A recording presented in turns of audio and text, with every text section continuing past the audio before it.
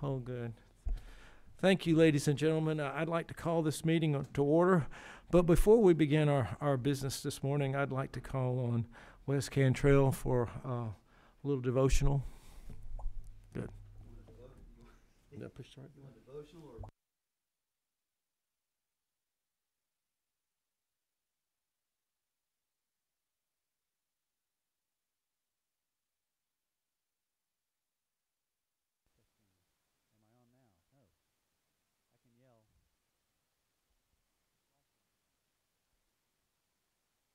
I am. Here we go. All right, beautiful. All right, no devotionalizing today, but we will have a word of prayer. Dear God, thanks for letting us be here today. Thank you for beautiful weather that we have today to enjoy. And Lord, we do ask you to give us great wisdom today as we go about the business of the state of Georgia. And Lord, would you allow us to see things the way that you do, to see things with great wisdom and honor, and to do what's best for the children of our great state. We pray all this in Jesus' name. Amen. Thank you, Wes. The chair notes that there's a quorum, and we want that for the record.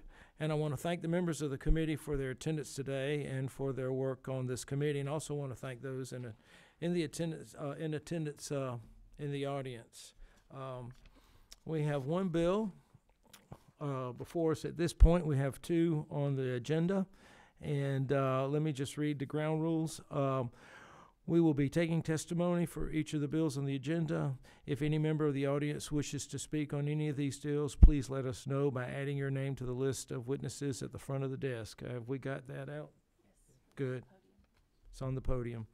When signing up to testify, please indicate your name and who you represent, and indicate whether you're speaking in favor or against the bill. And that's it. That's the rules that we have. I'd like to welcome everyone here today. And Senator Martin, you're up with Senate substitute, or the committee substitute to HB 108. Thank you, Mr. Chairman and committee. I almost feel like an honorary House Education member at this point. I've been in front of you a number of times, so I see a couple scowls and a couple smiles. But I really appreciate your time and efforts and willingness to work with me on the legislation I brought forth this year. I feel like we've done some good work so far, and there's just a little bit further to go. One more piece of important legislation, and I appreciate working with Chairman Jaspers on this. He's really worked with me to try to meet some of his concerns, and I believe we've done that through this substitute. But what SB 108 deals with is computer science education in the state of Georgia. Computer science has never been more important than it is today. Most new jobs, a vast majority of new jobs today that are being created, require at least some knowledge of the workings of computers and how they interact, how we interact as humans with computers, and how they affect our society. Many of them also require skills like coding, skills like analytical skills that are learned through computer science. The problem we have is that there aren't that many students that are graduating high school, haven't taken even a single class in computer science. So that's what this bill does. It tries to address that situation and puts a focus in the state of Georgia saying, hey, we are going to make sure that our kids are learning these valuable skills, at least getting introduced to them before they graduate from high school. And so I hope that through these efforts we can do that.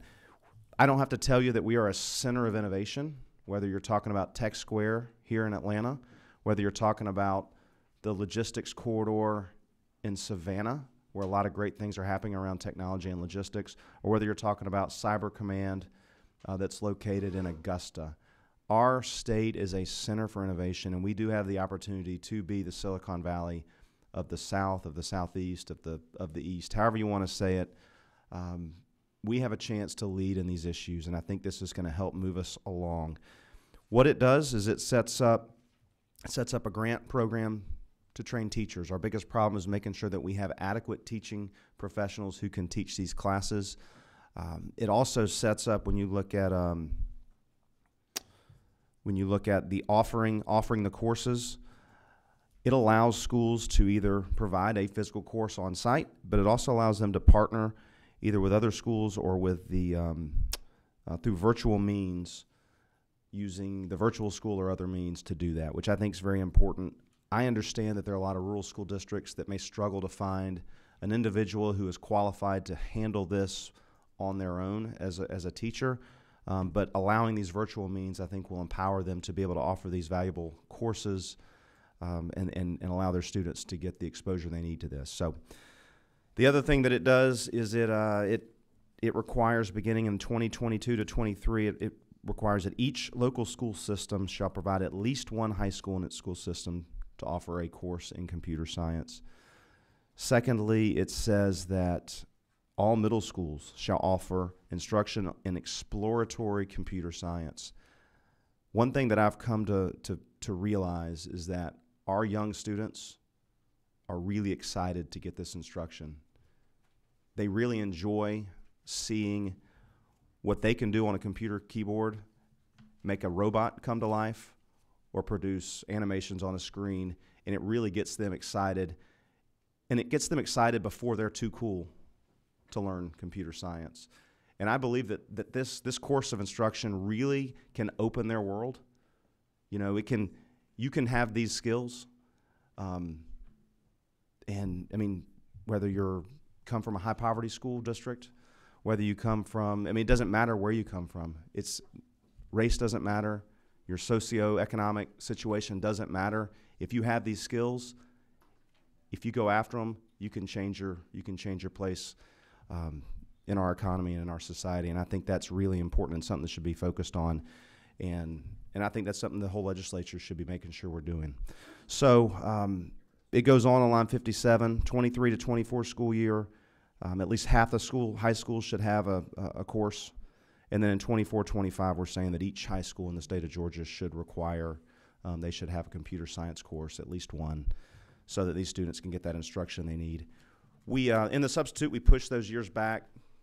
This reflects that change. We had it a year earlier in the Senate side. And I'm very comfortable pushing that back a year to make sure that we have the professional development so we can find and train more teachers so that the schools can be ready for this, and that can work with the Department of Education to make sure that every school can get there. And I look forward to us working with them even as we go forward if we have to continue to help them and work in partnership with the department to do so. So there is some reporting on the grants to make sure that we know how many teachers are being trained and the successfulness of this. I think that's important. Again, so we can make any tweaks that we might need to make moving down the road. So I'll submit any questions, and I ask for your favorable consideration. Thank you, Senator. You do have questions.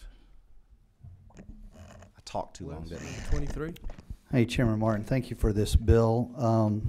Lines 53 through 56, elementary schools. Yes. It just says may. Am I missing? Yeah, may provide. It's encouraging. Yes, Representative. Is there anything that prevents them from doing that currently? It doesn't. I just think a little verbal encouragement within the code is helpful sometimes. Was there thought given to making it a requirement at the elementary level as well? There was another Senate bill that would have made it that came through my committee that would have required that. We put this permissive language in there as an ode to Senator James, that her thinking is right, that probably we could begin to introduce these principles in elementary school, but trying to go K through 12, I think initially, so right off the bat, would be very difficult and become a more difficult situation. So I felt like that putting that permissive language in there, that encouraging language in there, would be helpful. Mr. Chair, one more. I'm not sure it's a question or statement, but it kind of concerns me a little bit because I think you attended the same seminar I did. I've heard it twice now, and they talked a whole lot about how important it was to get kids interested in this in the elementary school, at the elementary school. I know we're not preventing that, obviously, and hopefully, and maybe Dr. McGivney can speak to this a little bit, but I'd be interested to know how many elementary schools in Georgia offer that currently. Do you have that information? I don't have that information. I do know that they've just created standards for elementary Oh, yeah, that's level right. as well. So I think you're going to start to begin to see this become more prevalent in our elementary schools.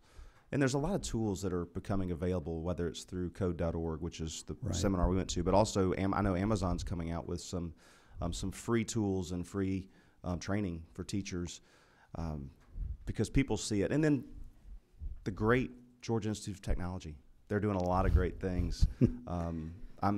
I just enrolled my son in one of their summer. He's a 6th grader in one of their summer seismic classes.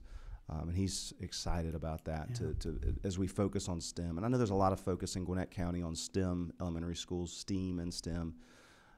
So, I mean, it's been a focus to make sure that our elementary students are getting that teaching and that instruction. And I think this just helps move us further down the path. Well, thank you for this, Bill. I just came from the first meeting of the Georgians First Commission, and this right here and what you're doing was a big talk of those small business folks, how much this is a workforce development bill and how much this is needed across our state, not just in the metro areas, but everywhere, so that kids can benefit from this. So thank you. Thank you, Representative. Number 24. Thank you, Mr. Chairman. On, I guess it's starting at line 57. It says beginning in 2023 to 2024 school year, local school system shall provide that at least 50% of the high schools in its system, you know, most of us in rural Georgia, we all just have one high school. And so the next couple of lines makes reference to 2024-25 that they should have it in all their schools. So could I interpret that to mean that in these counties where we only have one high school, their requirement would be 23-24, or would it be 24-25? If you only have one school. I mean, if you only have one, I believe, according to this legislation, it would be 2022 to 2023. 23-24. I mean, if you have one, it says each shall provide at least one high school in its school system offers a course. I mean, that 45A would say at least one high school in its school system offers a course in computer science. Okay. And that could be a virtual course. I mean, you could have a physics teacher who's able to proctor a virtual course class, or maybe even in partnership with multiple districts where you can do this virtually. That would not prevent them from doing that. Okay. Follow up, Mr. Chairman. And along those lines, and this may just be unique to my counties and my superintendents and school boards, the fiscal impact on these schools, and I'm sure you have addressed that. I'm sure that has been asked, but they're always going to come back and justify that this is going to cost us more money. Are you going to give us more money to implement this? That's why we have the grant program. On the last page there, there's $750,000 or $1 million. I don't know where it's going to fall out. I know there was $1 million in the original Senate budget. My understanding is that it may be cut back a little bit, but that would provide grants to these schools that need to help train those teachers. So again, you may have a teacher who's already on the rolls that really has the qualifications to teach these classes with today's available tools. But it may just be that they need a little extra professional development in the off session, or what, whenever they choose to take that to get a certification. And I think that's what that is intended to do, is to help in those instances. We don't want this to be a burden. We want this to be empowering to students and empowering to teachers and local boards. All right. Thank you. Let's call on Chairman Jaspers. Thank you, and thank you, Good morning. Mr. Chairman. Also, this for Dominic, or Floor Leader LaRicca. I had the same concern you did, and Bill Sponsor will know that we went round and round about that for quite a while. But, then I came to think that this is a fabulous opportunity for CTAE, which is strong in your county, and also TCSG to step in and dual enrollment and be able to offer this class to meet that requirement of a real person doing it, not just a virtual person, which is great, and I think that will improve. But that's one thing I looked at to help me, and the same as you. Thank you, Mr. Chairman. Thank you, Mr. Chairman. All right, we have number 28 next. Thank you, Mr. Chairman. And Mr. Chairman, I really appreciate this bill. It's a great. You mentioned Fort Gordon. Most folks don't know that all the people who used to work at Fort Meade and Fort Belvoir and D.C., the people who spy on you through your microwaves, they're actually in Fort Gordon now. Fort Gordon is the only base in America that's growing right now. And it's growing only because of cyber. You know, the next war we fight will be decided in the first half an hour because one side or the other will win the cyber war. So I really, really appreciate this bill. I think it's incredibly important that our children, not just computer science, but also cyber, which are kind of correlated. But isn't it true, sir, that 80% of the new jobs in America are going to have some kind of technical computer knowledge for them to do those jobs? That's true.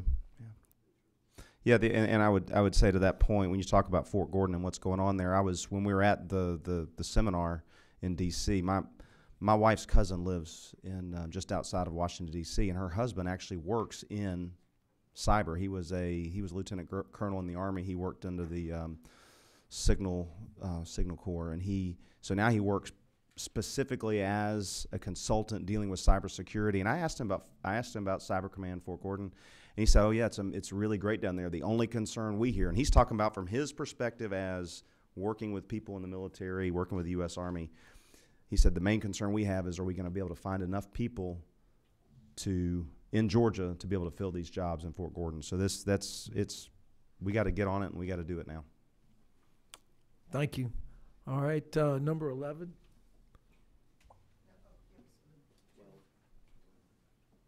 I'm sorry? 12. So she lit up. Okay. Thank you, Chairman. Thank you. Just want to echo some of the words of Representative Belton or Chairman Belton on our extensive need for this type of training.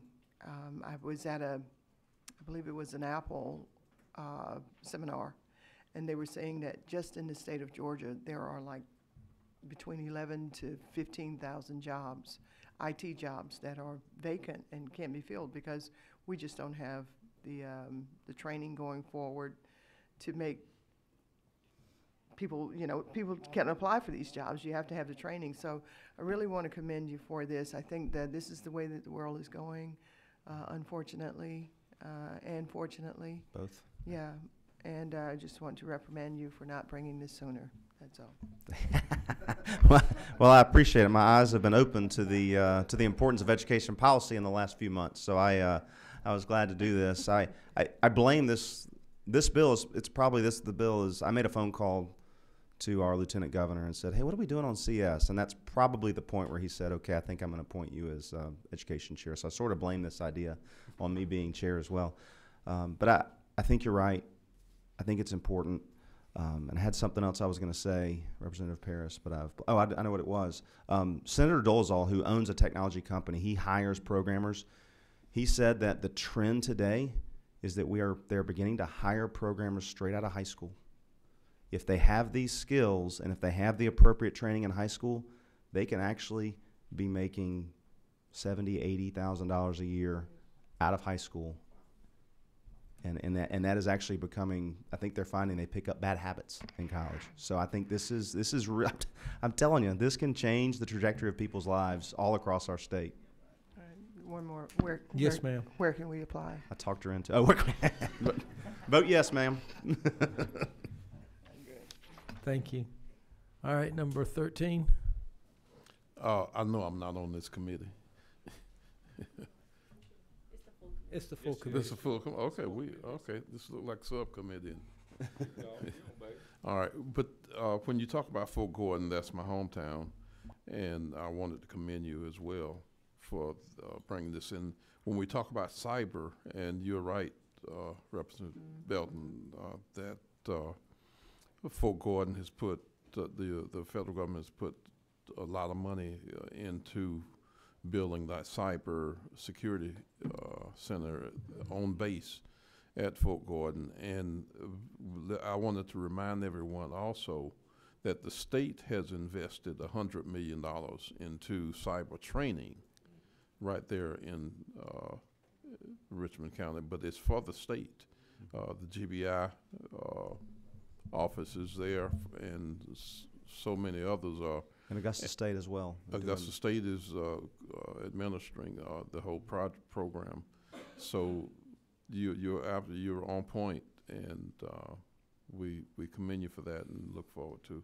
And Representative, and I would love to work together with you in the off session. There's also a technology corridor that was created a couple years ago. Savannah's making some strides into setting that forward and getting some enabling legislation for that.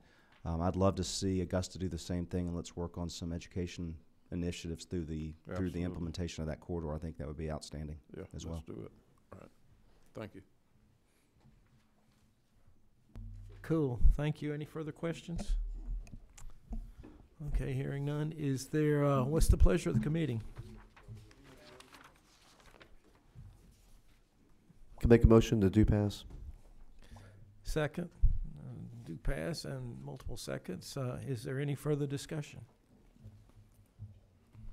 Hearing none. All those in favor of Senate Bill 108, LC 338002S, receiving the do pass recommendation, please signify by saying aye. Aye. Opposed? Congratulations, Senator. Thank you very much. Representative Jones will be carrying that in the House.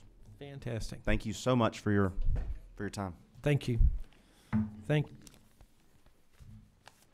We got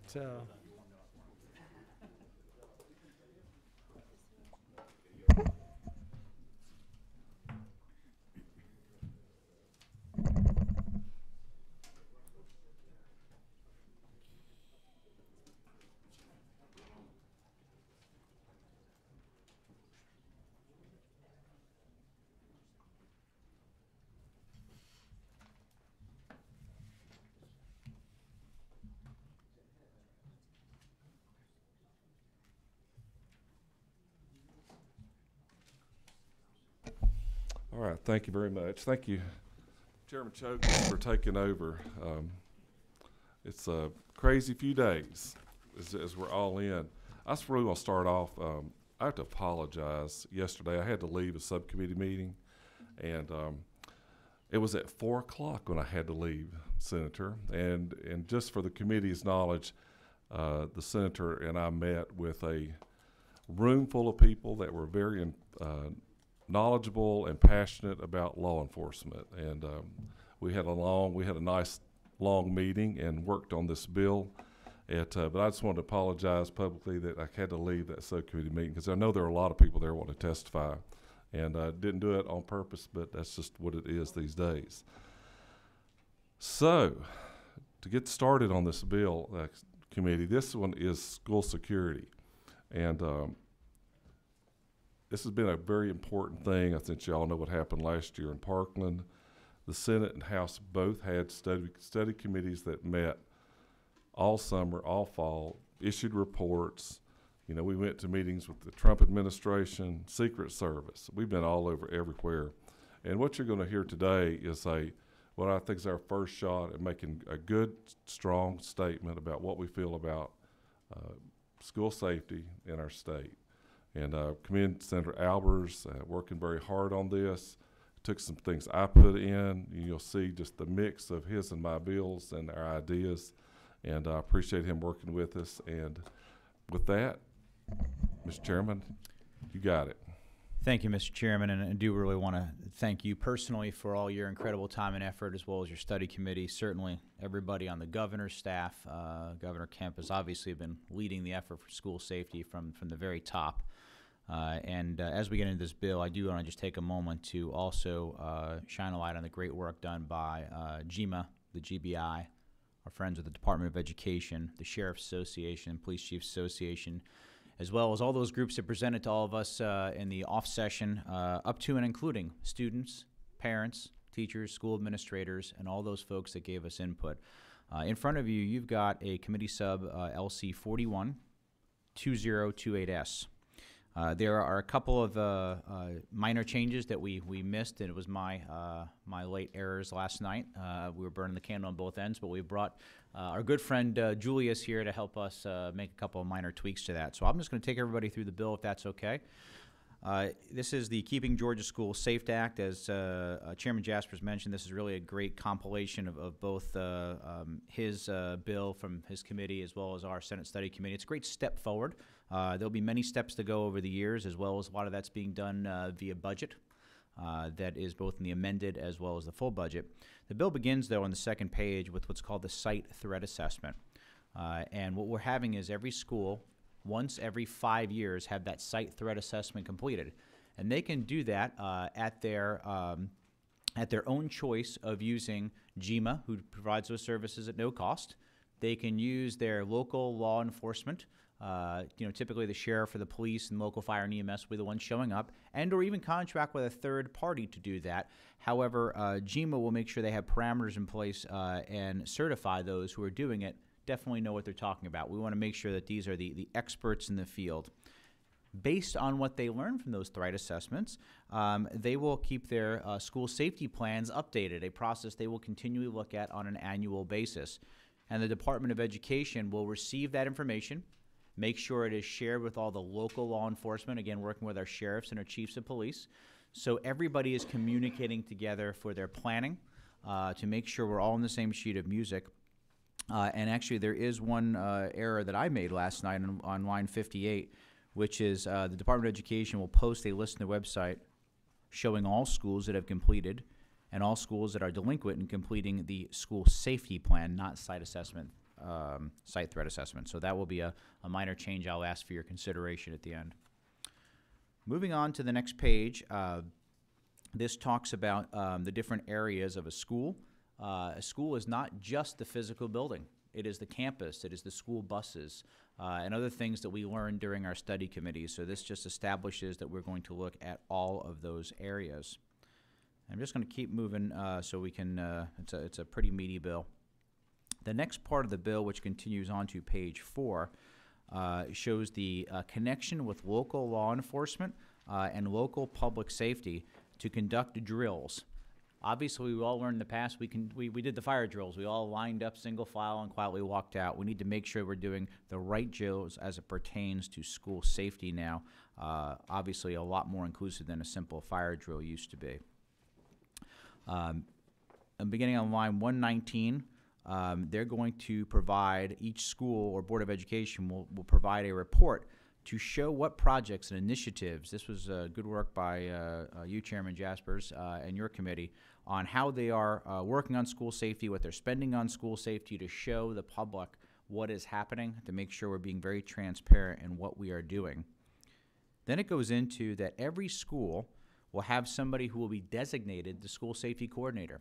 That could be the principal. Most likely they're going to designate that position, though, to somebody. And the role of that person is to connect the dots if there's a problem. What we found, not just in Parkland, but in almost every incident, when you looked backwards, you connected all the dots pretty easily. Because usually it was a troubled youth who had problems not just at school, behavior-wise. It was also grades, and then typically local law enforcement was involved. Social services was involved. There was a string of things that were happening, and by connecting those dots earlier, our goal was to wrap our arms around these children and to help them before they go down any type of a dark path. The difference in a teenager's life of a day of making a really bad decision versus turning your life around and becoming the next Rhodes Scholar could be one little bit of intervention by somebody who connected those dots. Each Board of Education, again, will follow through on doing that beginning in 2020, and they will also be working in conjunction with the GBI, Homeland Security, Department of Education, and GSAC to make sure that if something's getting reported in any one of those areas, that the school safety coordinator is connecting those dots. There is one other Scribner's area, again, my error on line 144, where that sentence reads, providers, whenever information, and it should say striking from student profiles. Just say information regarding student behavior warrants. So again, I'd ask for your consideration after that. That was just an error on my end. Beginning in Section 3, the DOE does a fantastic job for us in the state, and I want to thank Dr. McGivney and Lou and all the folks who have helped out. It's just been a tremendous partnership throughout this process. But they are going to continue to work to study, develop best practices, share information right away, as well as the GBI and GMA. So as soon as new information becomes available, we need to communicate that. And they need to communicate that so every school gets that information and is actioning on it ahead of time. This is the whole ounce of prevention thought process of trying to stop things before they would even happen. Continuing the bill is about the Send Something application that's not named specifically because technology will change over time, but says that GSAC within the GBI will maintain that application so all 181 school systems can utilize that. In fact, anybody in Georgia can use that. We added money to the amended budget, which passed and the governor signed, to allow that to be an anonymous app. We found in doing our research that the students would not use it unless it was anonymous. And this is a great best practice from other states. States such as Utah and other states have thwarted just dozens and dozens of credible threats by finding things ahead of time. Not so dissimilar to when you go to the airport, of if you see something, say something right away.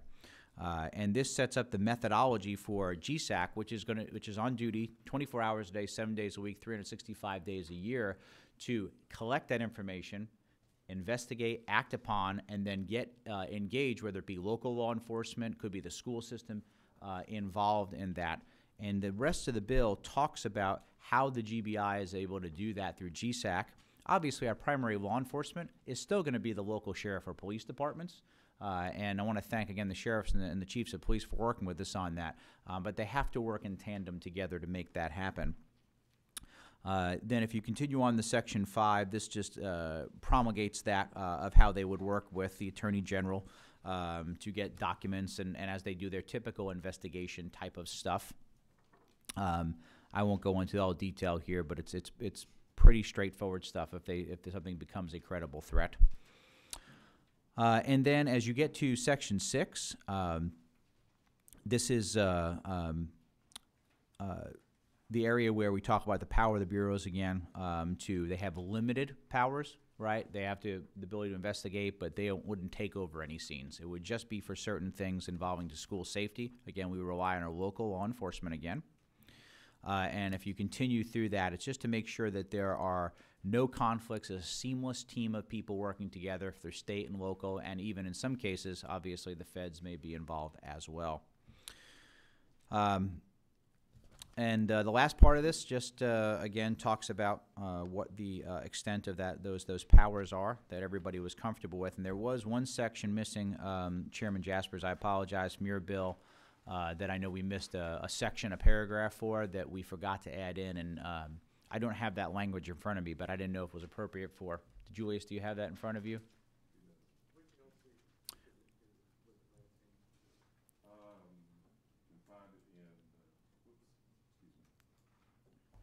You can find it in 2012 S, line 197.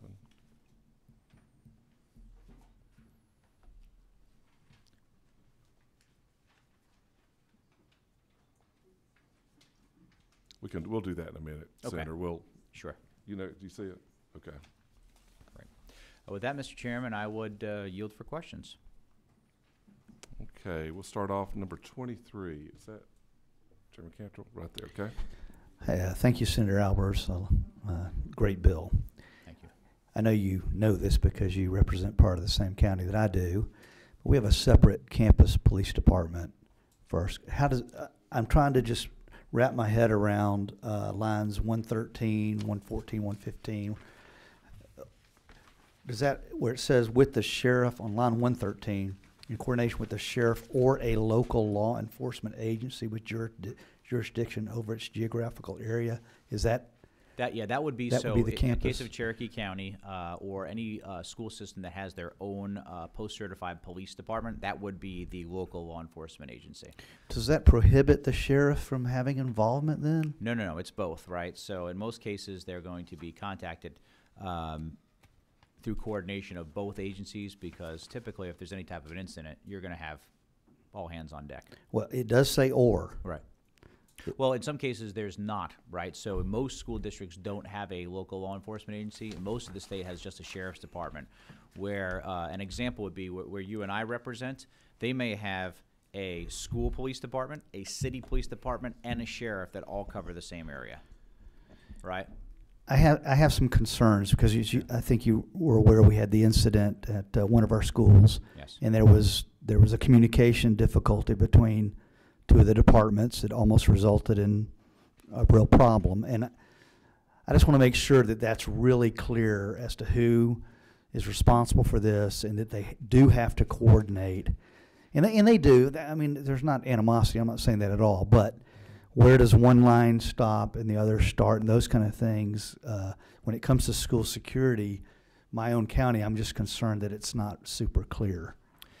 And that's a very good question, and I think what I have learned in public safety over the last 31 years, I'm getting old, is a lot of that stuff really gets back to the partnership between organizations, and sometimes they work great together. Other time there's fiefdoms, and usually that's, while school safety is critical, no doubt about it, usually that's a bigger issue. But in this case, they would be contacting one, the other, or both. Does that language require them to sit down in a room and coordinate on that plan? Well, throughout this bill, it does say that they have to coordinate together in order to do either the site threat assessment if they're the party chosen, or if they are the ones that will be part of the plan, which they will be. So whenever a school safety plan is created, it has to be done with all local first responders, right? So they are part of that, and that's everything from what's called the pre-plan to a threat assessment and response plan. Okay. Well, let's you and I work together to make sure that happens in our area for sure. Thank Would you. love to do that. Thank you. Number 28, is that Chairman Belton? Thank you, Mr. Chairman. Thank you, Senator, for taking this very great bill. You talked briefly about the fire drills. My principals always say we have too many fire drills, and they'd like to do other drills. Does this address that at all or not? It doesn't take away the fire drill language, it's additive. And we're going to be looking over the summer, actually. This is a great question, thank you. We need to redo the way we do fire drills in general. And I've been a fireman for 31 years, but the reality is I'll give you an example. Let's say there's a fire alarm goes off in the football shed 500 feet away from the school. Today we evacuate the entire school. Not only doesn't that make sense for logistics purposes, all they're going to do is get in the way if there was an actual fire in the football shed. Not to mention our schools today, depending on the size and the scope, don't really have much that'll burn them anymore thanks to good standards. So we need to redo the way fire drills are done in place. In most cases, we shouldn't be evacuating at all. So we're going to look at that as a whole separate item, but this is additive to the drill to make sure that it's going to talk about more school safety, not just a potential fire. A follow-up question, sir? Yes, sir. Thanks, sir. So what I'm saying is that you are going to look at that and hope to, because they don't mind doing the drills, but they say we don't need to do 4 fire drills. I mean, there's a lot of other things we need to worry about besides fires, because as you say, we have very few fires. I think 2 in the last decade or something like that.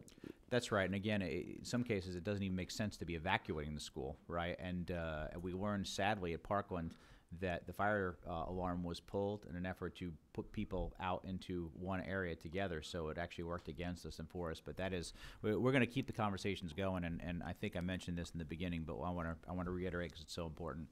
This is step one. Right, we pass this bill and the governor signs it. We can go back to our districts knowing our schools will be safer, and we have a lot more work to do still. Thanks, sir. Great work. Thank you. Number 10, I believe that's Representative Wynn. Thank you, Mr. Chair. I have a couple of questions. So the first section, or the section on the school safety coordinator, on page 4, and then part of it goes to page 5. Can you share with us the training aspects of this school safety coordinator? and how we can ensure that they're best prepared for some of these things, particularly if it might be, say, the principal of the school who might take that. That's a good question. As far as training, they really become a conduit for information more so. So when we have concerns that we have a student that all of a sudden is going down a dark path, or we're getting updates from the GBI that a couple of students have reported they think they might be suicidal or something else is going on, that they will gather that information. Somebody's going to be the person who gets that information and then acts upon it and does something. What we found in the past, Chairman Jaspers and I have talked about this, is sometimes information falls on deaf ears because people are busy and this is just not a focus. So this is just to make sure it's connected, as well as when information's coming from whether it be GMA, the Department of Education, the GBI, and on a bigger scale, like larger threats, that somebody's going to be there to receive that information, and then by whatever their rules are, they're going to disseminate that out to the teachers or to staff, et cetera. So I would think I would call it more of the coordinator position is more getting the information in and out. And Mr. Chair, if I may. Yes, ma'am, please. So when there's reasonable suspicion of criminal activity, the way in which the bill is written, are there steps that are taken before we involve local law enforcement? And I'm thinking about the way that things are identified in a school system, and it's likely not ideal that law enforcement is the first step. So are there things that happen in between getting law enforcement involved, and how do we prevent situations where it is, in fact, interventions that don't require law enforcement? Certainly. Well, each school system has their own standard operating procedures and guidelines for the way that they handle getting information. And at what point it escalates to it's considered to be criminal or outside of their area, that they then involve law enforcement. So that's for each school district's local control to maintain. However, sometimes information will come in from the outside. Again, if somebody sends something through the app, through See Something, Send Something to GSAC and the GBI, they may contact the school because it's not necessarily criminal at that point, but it's something that's concerning enough that we want to, again, wrap our arms around these children. And I failed to mention this earlier, and I should have. We have a bigger problem with suicide than we do anything else right now, right? So we want to protect these children no matter how we do it, right? And again, just wrap our arms around them. And Mr. Chair, if I may, Yes, one ma'am, more. please. And when we're assessing threats, whether it's suicide or other criminal activity, how is there assurance that some of this, what's the privacy protections for a student, and how is this recorded, and at what point is this record permanent? Will it follow them? Will it always remain with law enforcement in Homeland Security and GBI? When law enforcement is involved in any case involving a minor, they obviously have very clear rules that have been in place, for a long time as far as what is public and what is not public. And the school systems, again, have their own criteria for what they have, what they keep in a student's file or not in a student's file. So that's either existing law or local control. And Mr. Chair, I have one more question. Yes, ma'am. Thank you. And then in the subsection with this smartphone, Identify it. Just tell us where you're 162 to lines 162 to 168 on page 5. With the smartphone or other digital application, with people submitting, and you have mentioned before, Senator, that some states already have this in practice. How is that information vetted to make sure that the things that are being reported, there's some accuracy? Or Yeah, I'm glad you asked that question, because that falls under what's called GSAC, which is located in the GBI. It's the Georgia Information Analysis and Sharing Center, or the Fusion Center, you might have heard it called in the past. And they collect threats all of the time, right? And they are on staff 24 hours a day of trained professionals who then, based on that information analysis, work with other agencies. In this case, it could be the school system. They vet through things where they came in that way, came in through social media. They're actively involved in things such as the Super Bowl and other things that happen. So they're on duty all the time, trained professionals, in order to figure out if something is real, to make sure it gets to the right person for action, or if it's not real, to make sure that it's dismissed. Thank you. Thanks. And I'd add to Senator Albers that they take it seriously. And, as we heard from the gentleman yesterday, these are real threats coming through from all over America. And they take them seriously, and they get them right down to who needs them. And it's a very useful thing, and they do. We might have to have them come talk to us one day to let us see how much they really do stop. It's very worrying. Chairman, if you would, it might be a good for our two committees to go make a field trip over to GBI headquarters, see them in action. Yeah, yeah. Any other committee members having? Oh, you did. I'm sorry. I just erased you accidentally. The light's not coming on, so I wasn't sure. Go ahead, Representative. Thank you, Mr. Chair. I also have a couple of questions, although I think maybe some Representative Nguyen kind of went over. But going back to the reasonable suspicion of student criminal activity on 140, I'd like to see, because I haven't seen, unless I missed it and tell me otherwise, language to ensure that the idea with this has been the issues that we have seen where any sort of activity tends to lead to these mass casualty issues, right? Sure. And somehow delineate that from reasonable suspicion is really broad in the legal context. Basically, it's subjective to the person submitting the information, and so people have variety of well, again, it's a very subjective standard, and it's a very broad standard. Again, going back to the issue of not having separating that sometimes students make mistakes, they do things that are wrong, they commit bad acts, but that is separate from the issue that we have when sometimes those threats or those issues that we've seen in some of the school shootings have been really separate types of criminal activities. Actually, most of the time, those have not been criminal activities, other than maybe the threats to individuals or threats to the school system. And I'm hesitant with that situation. And I'll give you one example. Yesterday, the day before yesterday, I was at a meeting with different law enforcement in the Peachtree Corners area with Gwinnett County, and a person stood up from the audience and said something along the lines, it's like,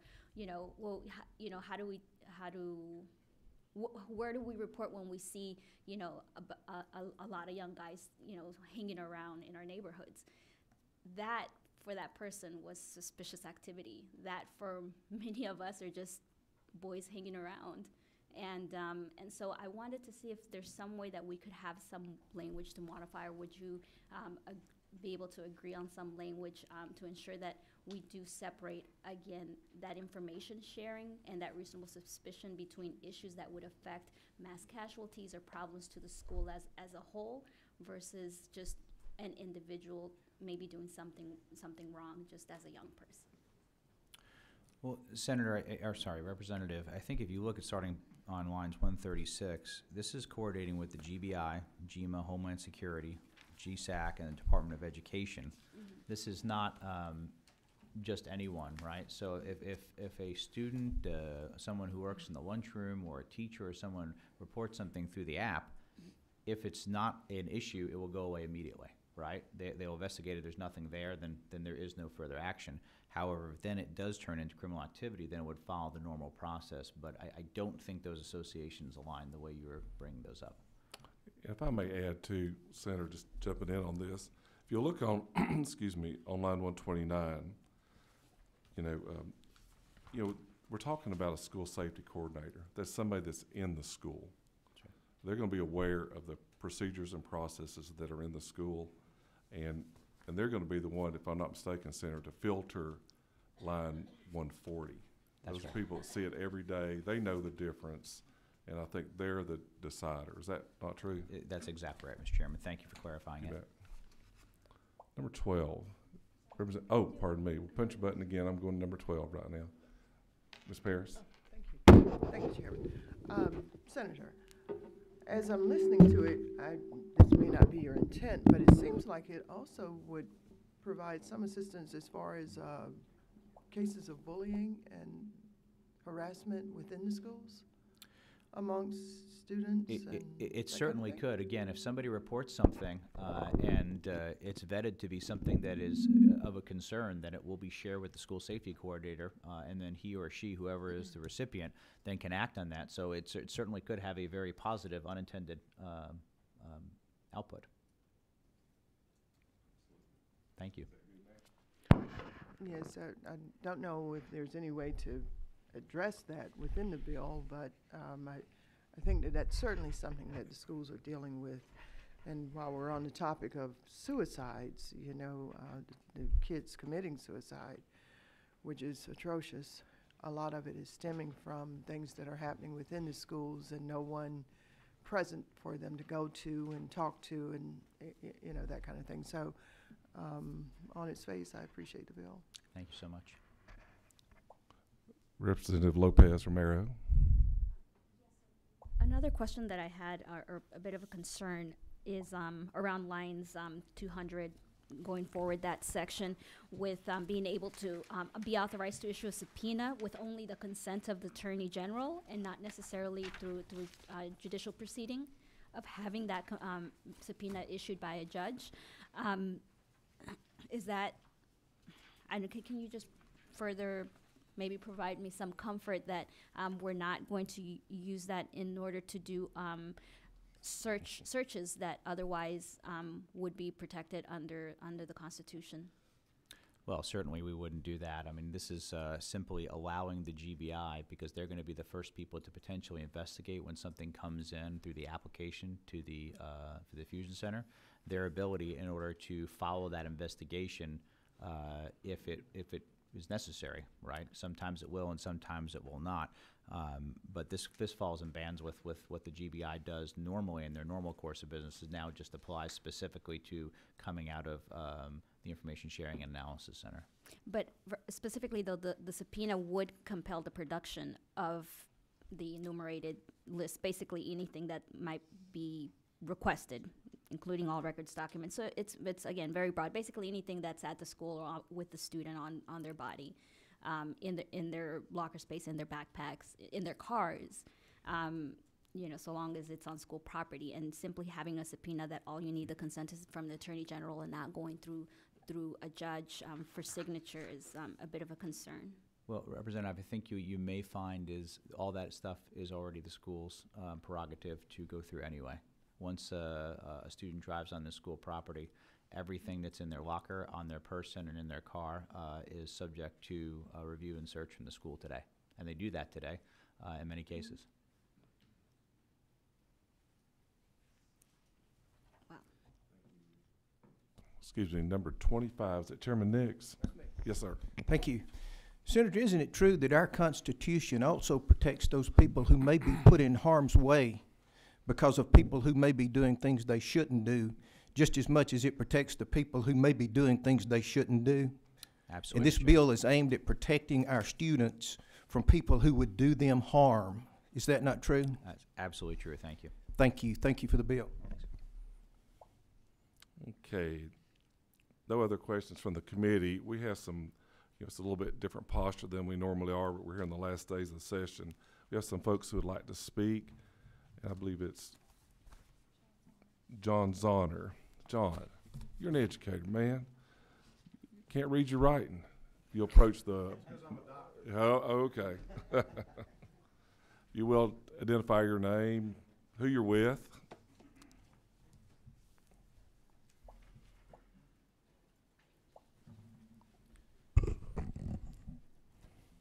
John Zahner, Georgia School Superintendent Association. I might be wearing a little different hat today in that I had federal law enforcement experience with the United States Secret Service, and they have an outstanding threat assessment, I think, that you heard during your discovery period to be used, that can be used by local school districts. That's really, really, in my opinion, outstanding. What I'll say is I want to thank you, Chairman Jaspers, Senator Albers, for bringing the bill. It shines a light on school security and safety. which is our primary concern when you are a principal, superintendent, which I'm a former of both. I guess my only issue is when we talk about identifying a principal as a school safety coordinator or his or her designee. That's a large responsibility, not just a communication conduit. It's somebody who actually has to tag all the bases every day that they come to work and have protocols in place, which I would hope that we as a state would begin to look at standardizing protocols throughout the state, which leads to my next comment, and that is I would also hope that we would identify a person in the state who both has an education background and law enforcement background, and I'm not applying for the job, by the way, to coordinate for over the over 2,000 schools that we have in our state, a safety protocol that they all could be a part of and use and impact their safety concerns that they have every day. Having a principal coordinate at the state level is a little bit tougher. When you're talking about some of the state agencies you mentioned, Homeland Security, GBI, and the other state agencies, that takes a great deal of time, effort, and energy.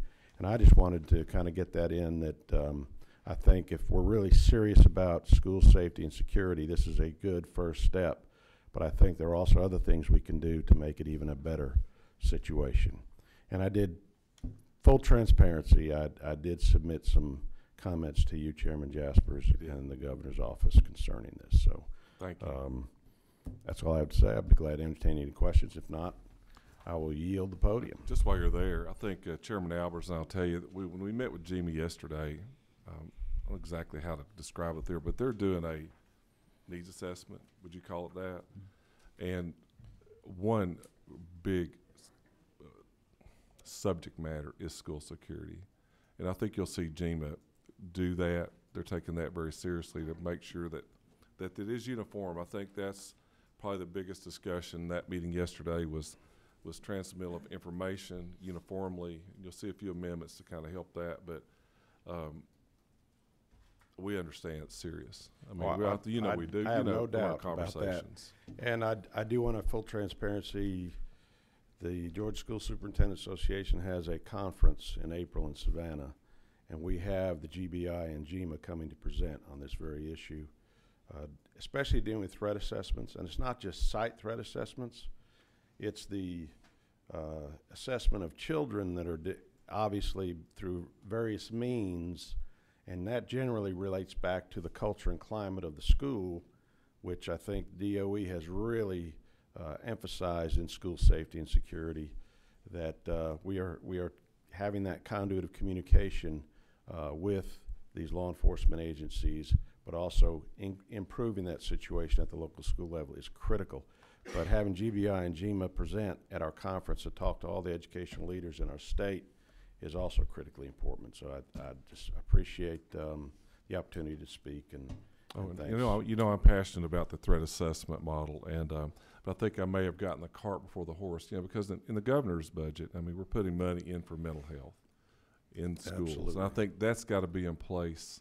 That structure's got to be there before we could jump into that. Absolutely. And I want to extend my appreciation to the governor for signing $69 million to address this issue at the local school level. Absolutely. As well. So and I also thank him for the APEX piece and the mental health piece that you're describing right there. Yes, sir. Thank you. Thank you so much for allowing me to speak. Oh, excuse me. You do have another question? Don't you be running off? Yeah. Vice Chairman Chokas. Thank you, Mr. Chairman, and thank you for being involved in your comments and your work. I serve on the State Foundation Board for the Department of Technical Education, and I've attended the security and threat assessments that they do at that level. And I don't know if this is more of a suggestion, and obviously this is just a first step, but with dual enrollment and our kids being on campuses of both the technical college and high schools. I would like to see conversations crossing both paths at some point in time. And as I said, this is a great first step, but I think that that would be beneficial. And my question would be, have you had any conversations with the Department of Adult and Technical Education or the Technical College System of No, Georgia? we have not. But I'll say from my background, and I think it was referenced here in this committee that, believe it or not, Secret Service, CIA, various other agencies do have a little bit of turf guarding that does go on. There are communication issues, and it's no different at the local level, local law enforcement, school systems. We all have our own issues with communication, and that is probably the number one most critical issue that we deal with, and that is the lack of communication or miscommunication. And improving that, streamlining it in any way that we can, including CTAE, is certainly something we would be involved in and certainly welcome. Thank you. Thank you. Okay. From Project South, would you please come up? Then I'm going to let you say your name. I don't want to embarrass myself. No problem. Well, thank you so much. My name is Priyanka Bhatt, and I'm the staff attorney for Project South. We are a nonprofit organization, and we work with communities of color, and we are against Senate Bill 15. So I think everyone in this room is obviously concerned and cares about the students in Georgia. I think we're coming from a point of view of looking at the unintended consequences that the bill might have. So the bill mandates every school to have a school safety coordinator to report any reasonable suspicion of student criminal activity and work with law enforcement whenever information from student profile or student behavior warrants. There's no definitions in the bill about what reasonable suspicion would be. There's no description of what the student profile would be or what information would be in them. There's no training provided for the principal or the staff to know what reasonable suspicion would be and what to look out for. Without having clear definitions of these terms, we can't guarantee that the student's private information won't be shared and that communities of color won't be disproportionately and unfairly targeted. Because we do know that students of color are disproportionately disciplined in our schools, and they do end up in the school-to-prison pipeline. In addition, the bill would mandate and encourage individuals to use the surveillance application on their phone to report suspicious behavior. Because anyone can report anything anonymously, it could lead to wasting resources investigating unsubstantiated claims. Furthermore, the app is controlled and maintained by GSAC, which is a Department of Homeland Security affiliated fusion center, which has members and representatives from GBI, from Immigration Customs Enforcement. So now I think what we're wondering is, does that mean that non-citizen youth would have to worry about being entangled with immigration? A congressional investigation actually found that fusion centers like GSAC often collect misleading information and target communities of color without basis. And I'm happy to share that information with you all. So giving an organization like that the authority over such an app with unsubstantiated information is concerning to us. So just some of the broad language in the bill is still problematic for us. And I do want to mention that we do appreciate, I know the bill has changed quite a bit from the original format, so we thank you for your work on that. Thank you. Thank you very much, ma'am, for your comments. Okay. At this moment, any other questions for the committee? I'll open up. Hear none, be ready for a motion if the committee so desires. Jim Chokus. Thank you, Mr. Chairman. I'd like to make the motion do pass. We have a Elsie. second? Yeah, second. Okay, so now we're in any further discussion. We do have some amendments we need to make. Chairman Albers, you want to start with your two? Yes, please. Thank you, Mr. Chairman. On line 58, again, just to replace the words site threat assessment with school safety plan. And then on line 44, striking the lines on 144, the words from student profiles or, and replacing those four words with regarding.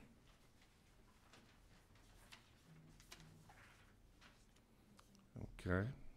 And we're going to make one large amendment, if the committee, if it's all right with y'all. And pardon?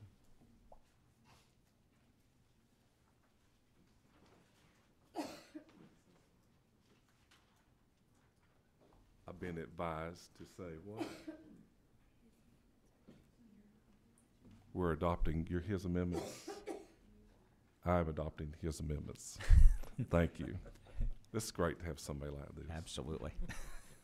Okay, also next, I will switch over to two that I have. If you look online, it's 168. It's quite lengthy, and as we learned a few weeks ago, Julius has it. If y'all don't know Julius, I've got to point him out, our attorney from public safety, and is a absolute most wonderful legislative counsel. I brag on all of them, but I've worked with Julius Tolbert for many years on public safety issues, and he's just been fabulous. So on 197, in the original bill on mine, we're here talking about the smartphone app, and the amendment I have really just is from the original language. Julius will read it in a minute. You'll see that it really just addresses, let's make sure that there's a sign in the school that people know who the app is. I have it on my phone. I show it to kids all the time. They've never seen it before. So what I'm going to add is something we added in my bill. If Julius, if you would read that part. What we'll do is lines 162, we'll make that subsection A. And then what I'm about to read will be subsection B, paragraph 1. And it'll read, the Georgia Bureau of Investigation shall develop and distribute to every school a digital copy of information that can be used by such schools to create paper displays of at least 24 inches by 36 inches advertising the smartphone or other digital application provided for under subsection A of this code section.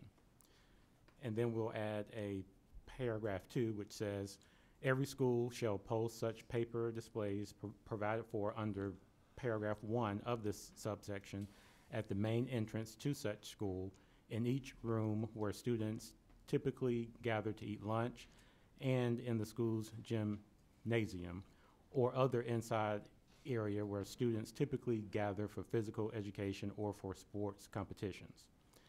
And then we'll add a paragraph 3 which says each local board of education and each public and private school shall post on its website a link to download the smartphone or other digital application provided for under subsection A of this code section. Near any such link, the local board of education and public and private school shall provide a general description of the application and of its use for reporting suspicious, unsafe, or unlawful activity. And that would be the insert. Okay, Right. for that one. Mhm. That's the 3. And the fourth one's a little, not more complex, it's a little bit different. And this is from the Georgia Sheriff's Association that we talked about. And it's making, and this is one of theirs, most of us know, I think it goes back to Chairman Cantrell's, they're the chief law enforcement in every community. They're constitutionally elected to do that. And if we'll look, did you identify where that would go in? I did. Can I turn it over to you now? Sure. Let you. Sure. Thank you. Okay, this is on line 256.